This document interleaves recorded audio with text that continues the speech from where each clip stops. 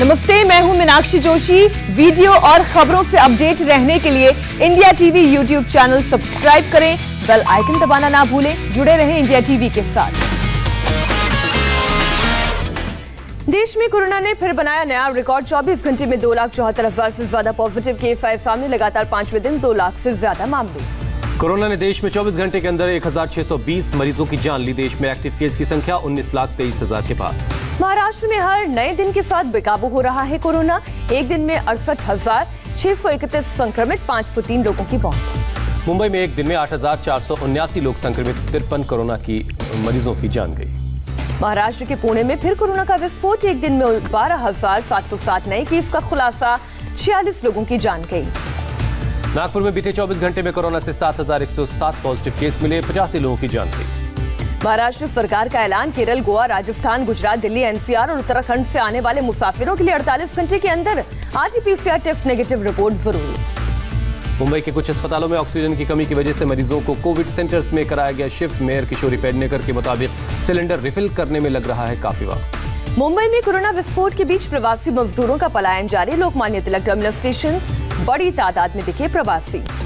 मुंबई में बीएमसी के साथ निजी स्वयंसेवी संस्था भी कोरोना रोकने की मुहिम में शामिल। कई इलाकों में चला रही है सैनिटाइजेशन ड्राइव। दिल्ली में कोरोना के 25,000 से ज्यादा नए मरीज, 161 लोगों ने गंवाई जान।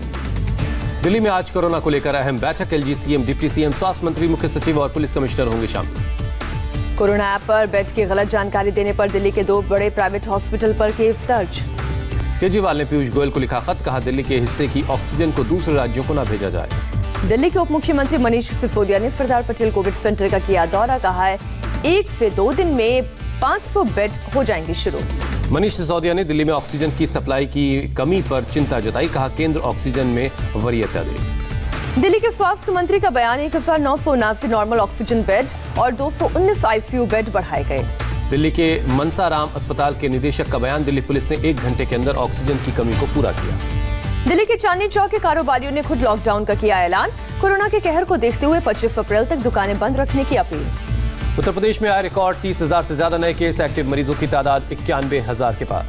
यूपी के सीएम योगी ने टीम 11 के साथ की समीक्षा बैठक। कहा यूपी में लगेंगे 10 नए ऑक्सीजन प्लांट। गुजरात में पहली बार कोरोना संक्रमितों की संख्या 10,000 के पार। एक दिन में 110 लोगों की जान गई। राजस्थान में बीते 24 घंटे में कोरोना से 10,514 लोग संक्रमित, 42 लोगों की मौत। राजस्थान में जन अनुशासन पखवाड़े के नाम से 3 मई तक लगाई गई पाबंदी। राज्य में सभी मार्केट, कारोबार और दफ्तर रहेंगे बंद। जरूरी सेवा और जरूरी सामान की सप्लाई पर कोई पाबंदी नहीं। बिहार में लगातार बढ़ रहे कोरोना के मामले। 24 घंटे में 8,690 लोग संक्रमित। बिहार में आज रात 9 बजे से सुबह 5 बजे तक लगेगा नाइट कर्फ्यू। सभी जिलों के डीएम और एसपी के साथ बैठक के बाद सीएम नीतीश कुमार का फैसला। बिहार में सभी school, college, coaching, mall, club, gym, cinema hall और पार्क 15 मई तक बंद रहेंगे। रेस्टोरेंट में बैठकर खाने पर भी प्रतिबंध। बिहार में अब शादियों में 200 की जगह 100 लोगों के शामिल होने की जारी की गई अधिसूचना। अंतिम संस्कार में सिर्फ 25 लोगों के शामिल होने की इजाजत। बिहार में डॉक्टर्स और स्वास्थ्य कर्मियों को 1 महीने में मिलेगा बोनस। पिछले साल की तरह 13 महीने का वेतन दिया जाएगा। दूसरे राज्यों में रहने वाले प्रवासी मजदूरों से नीतीश कुमार की अपील। परेशानी होने पर लौटने के लिए कहा। रोजगार की व्यवस्था करने का भरोसा भी दिया। पटना में कोविड टेस्ट कराने के दौरान टूटे सोशल डिस्टेंसिंग के नियम। एक जगह इकट्ठे दिखे लोग। छत्तीसगढ़ में 12,345 लोग फिर पाए गए पॉजिटिव। 24 घंटे में 170 मरीजों की जान गई। एमपी में बीते 24 घंटे में 12,248 संक्रमित मरीज, 66 लोगों की गई जान।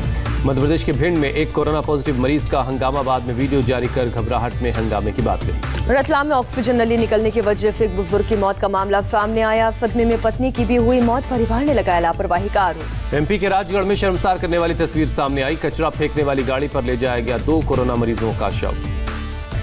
मध्य प्रदेश के जबलपुर में विमान से रेमडेसिविर इंजेक्शन की खेप पहुंची। 21 बॉक्स में भरकर पहुंचाया गया इंजेक्शन। झारखंड में 3,992 नए कोरोना मरीजों का इजाफा हुआ। एक दिन में 50 लोगों की जान गई। कोरोना के हालात पर झारखंड के सीएम हेमंत सोरेन ने सहयोगी दलों से चर्चा की। उत्तराखंड में कोरोना की रफ्तार जारी। 2,630 नए केस। हरिद्वार में 572 लोग कोरोना पॉजिटिव मिले। उत्तराखंड में मास्क न पहनने वालों पर अब 500 रुपए देना होगा जुर्माना। सीएम तीरथ सिंह रावत ने निर्देश दिए। उत्तराखंड के हरिद्वार कुंभ में साधुओं का शिविर खाली नजर आने लगा है। अग्नि अखाड़े ने भी कम संख्या के साथ सांकेतिक रूप में कुंभ में शरीक होने का फैसला किया। पंजाब में एक दिन में 5,000 लोगों को हुआ कोरोना। 64 लोगों की जान गई। कर्नाटक में 19,067 नए मरीज मिले। 24 घंटे में 81 लोगों की मौत हुई। केरल में कोरोना के 18,257 नए मरीज मिले। 25 लोगों की मौत। तमिलनाडु में कोरोना के 10,723 नए केस, एक दिन में 42 मरीजों ने तोड़ा दम। केंद्रीय स्वास्थ्य मंत्रालय ने सभी राज्यों और केंद्र शासित प्रदेशों को लिखी चिट्ठी, कहा कर्फ्यू और लॉकडाउन का टीकाकरण पर ना पड़े प्रभाव।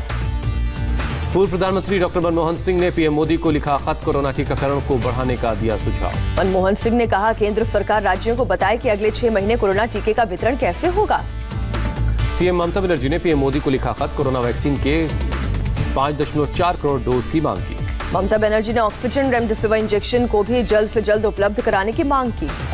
रेलवे ने अपने 16 जोन में 4002 कोच को कोविड केयर कोच में तब्दील किया। राज्यों के जरूरत के हिसाब से उपलब्ध करवाया जाएगा ये कोच। नॉर्थर्न रेलवे के जीएम का बयान, राज्यों को फ्री में उपलब्ध कराया जाएगा कोविड केयर कोच। ऑक्सीजन की कमी पर एक्शन में केंद्र सरकार ने 9 इंडस्ट्रीज को छोड़कर ऑक्सीजन के इस्तेमाल पर लगाई रोक। ऑक्सीजन एक्सप्रेस के जरिए एमपी और महाराष्ट्र पहुंचेगा ऑक्सीजन, दोनों राज्यों ने रेलवे से मांगी मदद। ऑक्सीजन एक्सप्रेस के लिए रेलवे तैयार करेगी ग्रीन कॉरिडोर। विशाखापट्टनम, जमशेदपुर, राउरकेला और बोकारो से सप्लाई होगी ऑक्सीजन। कोरोना के बढ़ते संक्रमण को लेकर बीजेपी के राष्ट्रीय अध्यक्ष जेपी नड्डा ने वर्चुअल बैठक की। सभी प्रदेशों से बीजेपी अध्यक्ष और पार्टी के राष्ट्रीय पदाधिकारी शामिल हुए। कांग्रेस नेता जयवीर शेरगिल ने मोदी सरकार पर साधा निशाना, कहा दुनिया की पहली सरकार है जिसने अपने लोगों को दाह संस्कार के लिए भी लाइन में खड़ा कर दिया। लखनऊ का हजरतगंज बाजार के व्यापारियों का फैसला, 22 अप्रैल तक बंद रहेगा बाजार। मुंबई में रेमडेसिविर की कालाबाजारी को लेकर एक दवा कंपनी के डायरेक्टर से पूछताछ। मुंबई पुलिस ने कहा डायरेक्टर के लिए थाने आए थे पूर्व सीएम देवेंद्र फडणवीस। केरल सरकार का फैसला, केरल पहुंचने पर वैक्सीन ले चुके लोगों को भी 48 घंटे के भीतर का दिखाना होगा आरटी-पीसीआर। तमिलनाडु में 20 अप्रैल से रात 10 बजे से सुबह 4 बजे तक लगेगा नाइट कर्फ्यू। कपिल सिब्बल की पीएम मोदी से मांग, कोरोना को राष्ट्रीय हेल्थ इमरजेंसी घोषित करे सरकार। दुनिया भर में कोरोना से अब तक 14 करोड़ 18 लाख से ज्यादा लोग संक्रमित, 30,29,000 से ज्यादा लोगों की मौत हुई। जर्मनी में कोरोना से मारे गए 80,000 लोगों को श्रद्धांजलि दी गई। इजराइल में व्यापक कोरोना टीकाकरण के बाद सरकार का फैसला, मास्क पहनना नहीं होगा जरूरी। चुनाव प्रचार को लेकर ममता बनर्जी का बड़ा ऐलान, कोलकाता में 26 अप्रैल को केवल सांकेतिक प्रचार करेंगी ममता बनर्जी। पश्चिम बंगाल में आज फिर बीजेपी की तरफ से प्रचार का जिम्मा संभालेंगे गृह मंत्री अमित शाह। 3 जगहों पर रैली और 1 जगह रोड शो करेंगे। बीजेपी अध्यक्ष जेपी नड्डा भी आज बंगाल के चुनावी दंगल में उतरेंगे। 2 रोड शो के साथ एक जनसभा को संबोधित करेंगे। गृह मंत्री अमित शाह ने रविवार को बंगाल के नादिया जिले में किया रोड शो। कोरोना संकट के बावजूद उमड़ा जन सैलाब। शाह ने बीजेपी कार्यकर्ताओं से कहा, इतनी जोर से बटन दबाओ कि दीदी को कोलकाता में लगे करंट। पश्चिम बंगाल के हावड़ा में गृह मंत्री ने दिखाया दम, कोरोना के बावजूद भारी तादाद में जुटे समर्थक। बंगाल में टीएमसी नेता सुजाता मंडल के प्रचार पर 24 घंटे की रोक, अनुसूचित जाति के खिलाफ की थी टिप्पणी। चुनाव आयोग ने बीजेपी नेता शांतन बसु पर 24 घंटे तक चुनाव प्रचार करने पर भी लगाई पाबंदी। कोरोना की वजह से कांग्रेस नेता राहुल गांधी ने बंगाल में अपनी सभी चुनावी रैलियां रद्द की। भवानीपुर के टीएमसी उम्मीदवार शोभन देव चट्टोपाध्याय भी नहीं कर पाएंगे बड़ी रैली। पश्चिम बंगाल के वर्धमान में टीएमसी कार्यकर्ताओं पर हमला, बीजेपी समर्थकों पर हमले का आरोप। बीजेपी कार्यकर्ताओं ने कई घरों और एक क्लब को भी पहुंचाया नुकसान। तनाव को देखते हुए इलाके में पुलिस बल तैनात। पश्चिम बंगाल के मुर्शिदाबाद में 26 जिंदा बम बरामद, पुलिस की टीम ने बम को डिफ्यूज किया। बंगाल में चुनावी हिंसा जारी, इनायतपुर मंडलपारा में घर से बीजेपी कार्यकर्ता का शव बरामद हुआ। एनआईए ने नक्सली नेता हिजमा पर 7 लाख रुपए के इनाम का ऐलान किया। 22 जवानों की शहादत का है मास्टरमाइंड। ऋषिकेश एम्स में भर्ती पूर्व केंद्रीय मंत्री बच्ची सिंह रावत का निधन, पीएम मोदी ने ट्वीट कर जताया अफसोस। सामने आई बाबा बर्फानी की पहली तस्वीर, 28 जून से शुरू होगी अमरनाथ यात्रा। आंध्र प्रदेश के शमशाबाद इलाके में बड़ा हादसा, एक कार को टक्कर मारने के बाद पलटा तेज रफ्तार ट्रक, हादसे में 4 लोगों की मौत। ट्रक में सवार करीब 15 लोग घायल। हादसे के वक्त ट्रक में 30 से ज्यादा मजदूर सवार थे। दिल्ली के दरियागंज इलाके में एक कपल का हंगामा, बिना मास्क कार रोकने पर पुलिस वालों के साथ बदसलूकी की। पुलिस ने कर्फ्यू के दौरान बिना पास घूमने पर की एफआईआर दर्ज, शख्स को हिरासत में लिया। गाली गलौज करने वाली महिला के खिलाफ भी होगी कार्रवाई। गाजियाबाद में एक बच्चा चोरी के शक में लोगों ने 3 महिलाओं को बंधक बनाया, कपड़े फाड़कर मारपीट भी की। महिलाओं को छुड़ाने गई पुलिस पर लोगों ने किया पथराव, पत्थरबाजी के सीओ की गाड़ी के शीशे टूटे। पुलिस ने बल का प्रयोग करते हुए लोगों को खदेड़ा। जम्मू कश्मीर के कुपवाड़ा में रेत से भरा ट्रैक्टर पलटा, आर्मी ने फौरन पहुंचाई मदद। मुंबई में एनसीबी का बड़ा एक्शन, 25 लाख की कीमत के ड्रग्स बरामद। अमेरिका के टेक्सास में एक शॉपिंग सेंटर के पास गोलीबारी, फायरिंग में 3 लोगों की मौत, हमलावर मौके से फरार। लाहौर में तहरीके लबैक के समर्थकों का हंगामा, पुलिस ने आंसू गैस के गोले दागे। मिस्र में पटरी से उतरी पैसेंजर ट्रेन, हादसे में करीब 100 लोग हुए जख्मी। रूस के विपक्षी नेता अलेक्सी नावल्नी पर पुतिन सरकार की कार्रवाई को अमेरिका राष्ट्रपति जो बाइडेन ने अनुचित बताया। सीरिया में मई के अंत में होगा राष्ट्रपति का चुनाव, पार्लियामेंट के स्पीकर ने दी जानकारी।